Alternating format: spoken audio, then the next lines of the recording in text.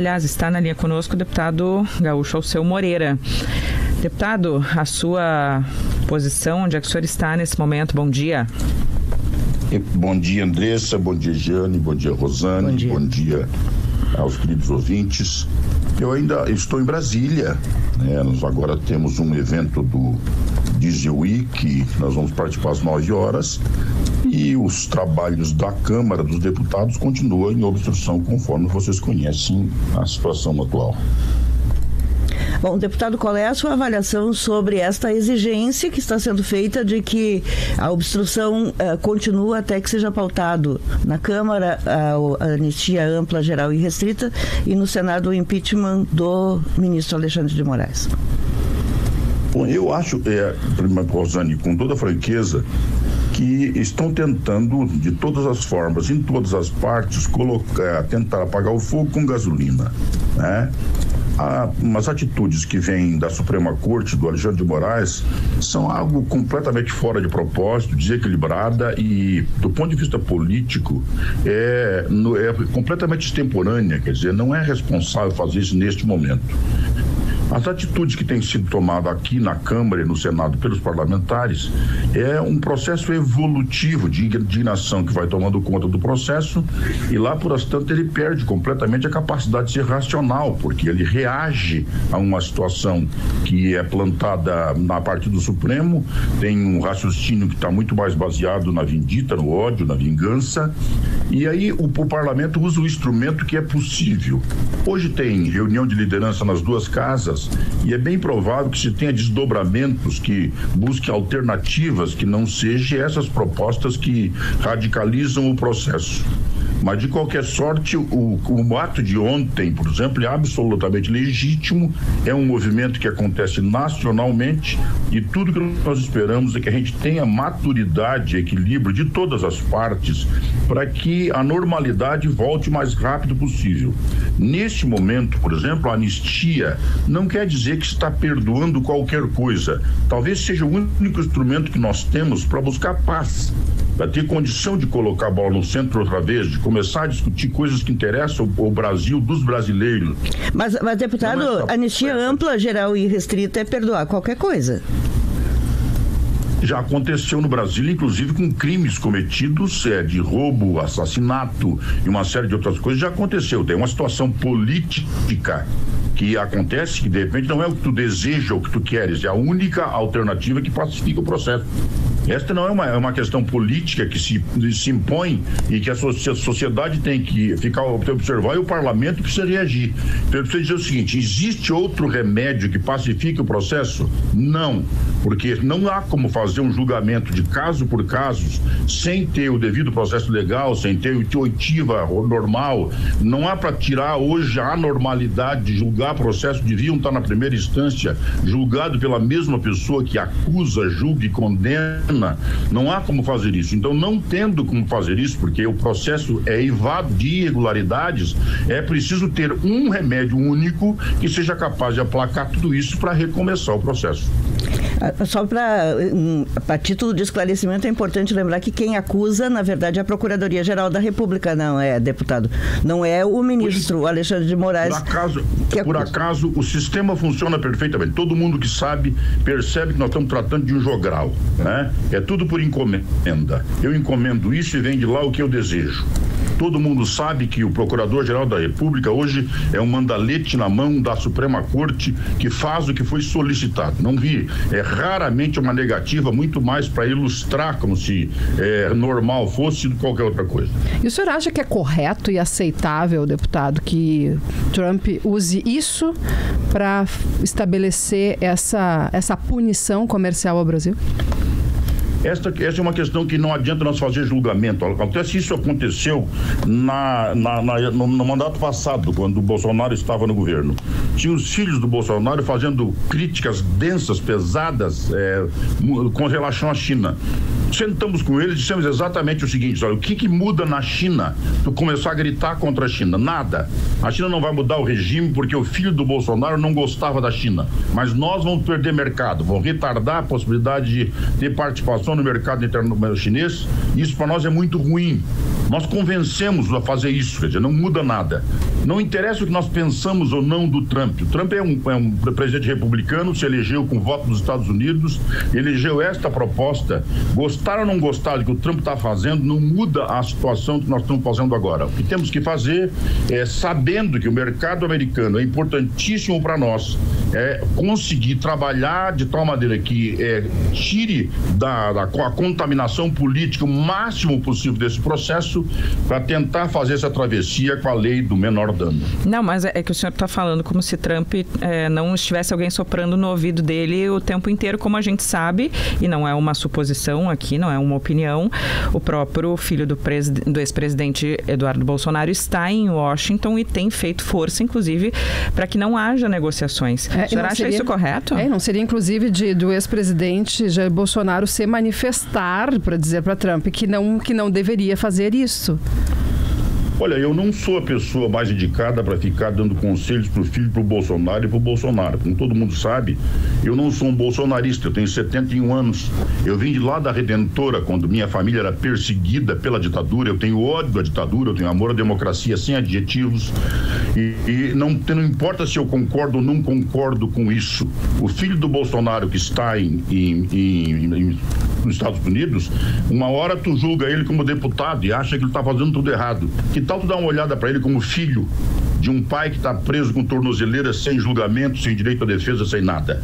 Então é preciso saber o seguinte: como age um filho, qual é o sentimento do filho como uma fera ferida. Mas é um filho que tem mandato, né, deputado? O senhor concorda que ele vai ficar ainda deputado? Não é imoral, pelo menos? Não é questionável que ele continue deputado morando lá nos Estados Unidos? Vocês estão muito preocupados em saber o que eu penso, se eu concordo ou não concordo, se eu acho. O senhor é um deputado, é eleito pelo povo aqui do Rio Grande do Sul, acho que faz sentido. Não, quem vai decidir com relação ao mandato do filho do Bolsonaro nos Estados Unidos, que está nos Estados Unidos hoje, é o colegiado da Câmara. Tá? Com relação a isso, tem regimento hoje que diz exatamente em que condição deve estar. Agora, tirar disso a contaminação de natureza política, o fato de ter chegado isso, muitas pessoas menosprezando o trabalho do próprio filho do Bolsonaro, achando que não teria consequência nenhuma, ele está utilizando, e não importa se eu concordo ou não concordo, ele está utilizando as armas que ele dispõe com toda a força possível, e as consequências que nós estamos sofrendo por isso são muito graves.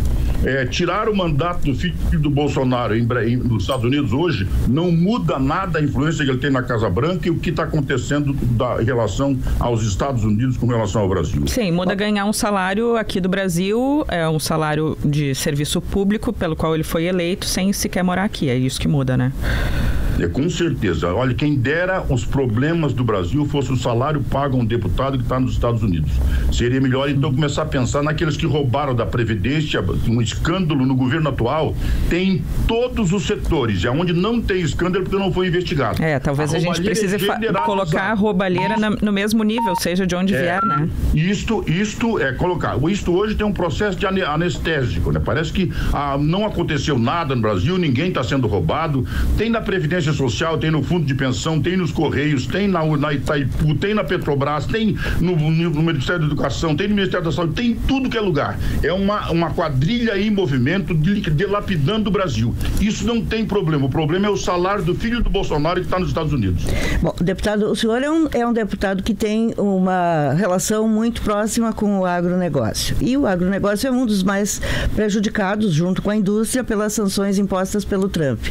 O senhor não teria como conversar com o agronegócio e pedir a eles que peçam que o filho do presidente Bolsonaro lá nos Estados Unidos pare de pressionar o governo Trump para impor essas medidas que prejudicam a economia? Nós vamos falar do ponto de vista aqui dos prejuízos reais que a economia do Rio Grande do Sul vai sofrer. Rosane, tu deve ter visto que o filho do Bolsonaro fez uma crítica densa, pesada ao governador de São Paulo, Tarcísio de Freitas, porque ele julgou que o Tarcísio estava tentando fazer o discurso que buscava de novo o equilíbrio. nós não conseguimos, claro que todos os setores, eu, por exemplo, estou aqui na frente parlamentar da agropecuária e tem aqui 59 instituições de produção e agroindústria do Brasil inteiro que exportam, muitos deles com sedes de negócios instalados no território americano. Essas pessoas têm grande relação com o Eduardo e estão conversando com ele. A questão é que não consegue encontrar consecução nisso, porque na cabeça do Eduardo, qualquer coisa que ele fizer para racionalizar esse processo, colocar os prejuízos do Brasil acima dos interesses da própria família, da relação dele e do pai, vai amenizar o processo da injustiça que estão cometendo com o pai dele. Então, nos pesos que ele usa, pesos e contrapesos que ele usa, ele não admite de forma nenhuma fazer qualquer tipo de recuo. Não é que ninguém esteja fazendo isso, muitos estão fazendo isso e muitos com relação muito próxima a ele. Até hoje não tivemos, pelo menos as pessoas que têm conversado com ele, não tem nenhuma na ação dele contrária, muito pelo contrário. O caso da Tereza Cristina, que tem uma relação muito próxima, tentando conversar com ele, foi sequer vítima de ofensa com relação a isso, porque eles não aceitam de forma nenhuma qualquer tipo de posição que não seja esta que está sendo tomada por ele nos Estados Unidos. É que ele disse na entrevista à Bela Megali hoje que não tem sido procurado, então ele passa a ideia de que o agro está satisfeito com isso, que ele não tem sido procurado e que, pelo contrário, nas redes sociais só aumenta o número de seguidores. Então parece que essa interlocução está truncada. Ou o agro não está, de fato, conversando com ele, não está chegando para ele, ou ele simplesmente tem a verdade dele e não quer admitir que haja esse contato dos produtores. Rosane, quando nós temos uma situação como esta, as narrativas de comunicações estabelecidas são aquelas que convêm a quem a produz, né? É claro que é muito mais fácil, mais confortável o Eduardo dizer isto, assim como é confortável o Lula fazer um discurso feroz contra o Trump, falando para o eleitorado brasileiro e mandar os seus quase de cócoras pedir desculpa para o Trump nos Estados Unidos.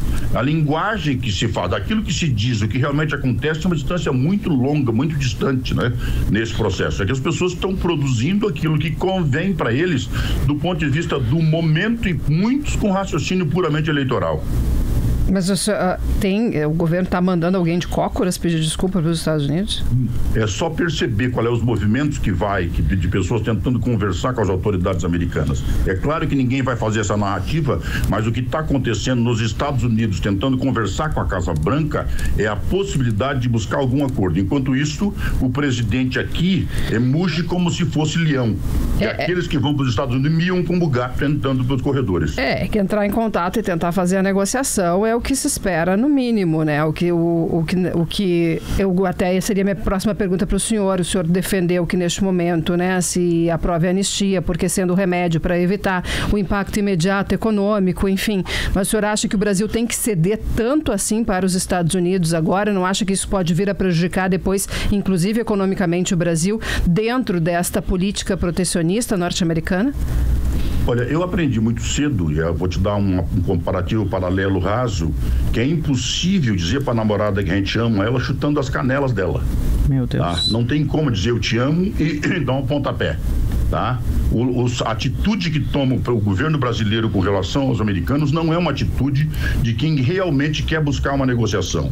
Esta negociação que o Trump está fazendo com o Brasil, ele está usando hoje a família Bolsonaro, mas ele está fazendo com o mundo inteiro.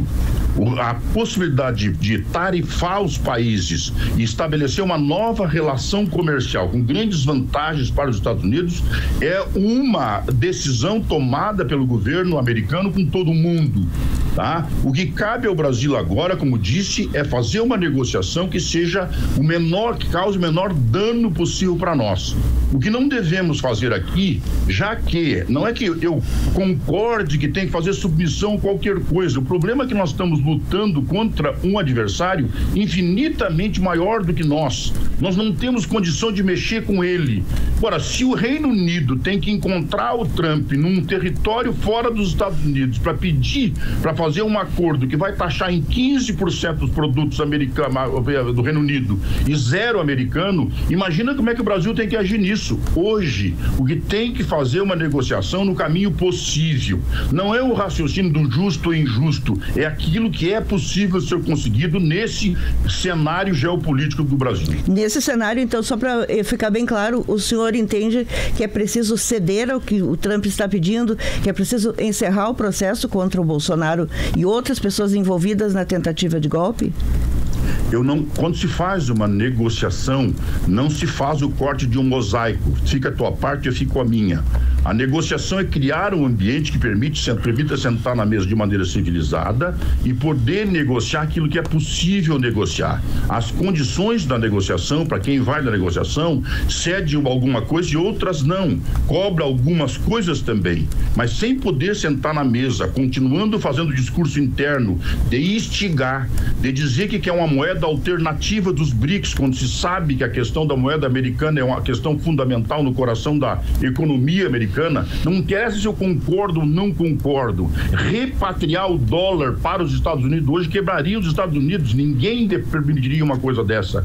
Ora, se isso é um ponto sensível, por que o presidente da República continua repetindo a mesma coisa o tempo todo? É como se fosse uma provocação absolutamente descabida, e não importa se ele tem razão ou não tem razão, a consequência é danosa para o Brasil, não causa absolutamente nada em solo americano. Lhe agradecemos, deputado Alceu Moreira, do MDB, conversando conosco nessa manhã. Bom trabalho para o senhor aí em Brasília. Muito obrigado pela oportunidade, um grande abraço a vocês.